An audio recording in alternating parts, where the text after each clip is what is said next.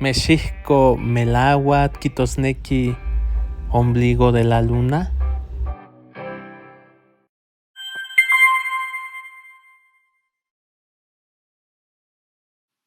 Una de las cosas en donde la lengua náhuatl tiene presencia es en los nombres. Los tenemos en los de pila, como Citlali, Ameyali, Tenoch o Mestli. Y en apellidos como Contla, Coyotl o Zahuantitla. Y también en nombres de ciudades y estados e incluso en nuestro mismo país, México. México, México, verde, blanco y rojo. En redes sociales circula mucho el significado de México.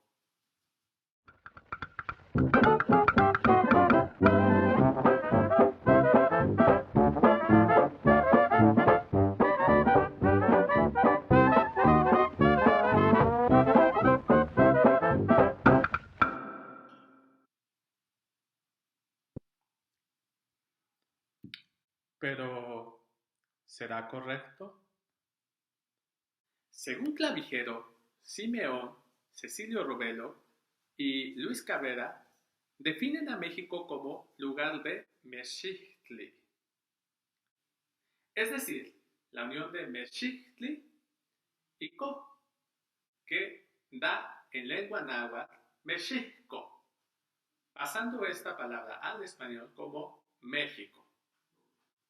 Mexictli era otro de los apelativos con que nombraban los mexicas a Huitzilopochtli, dios tutelar, lo cual da a entender que México es lugar de Mexictli, es decir, lugar de Huitzilopochtli. Fray Bernardino de Sahagún, un fraile franciscano, registra la interpretación de ombligo de la luna para México y lo desglosamos de esta forma. De Mestli, luna, Xictli, ombligo, y Co, lugar, dando así la traducción de el ombligo de la luna. Lo cual para mí es poco probable, puesto que aunque sí tenían un culto a la luna, recordemos que esta era la hermana de su dios principal y enemiga acérrima de él. Por lo que no me inclino a que llamaran así a la isla donde edificarían su ciudad. Pero te dejo a ti la última palabra. ¿Y tú? ¿Cuál crees que sea la correcta?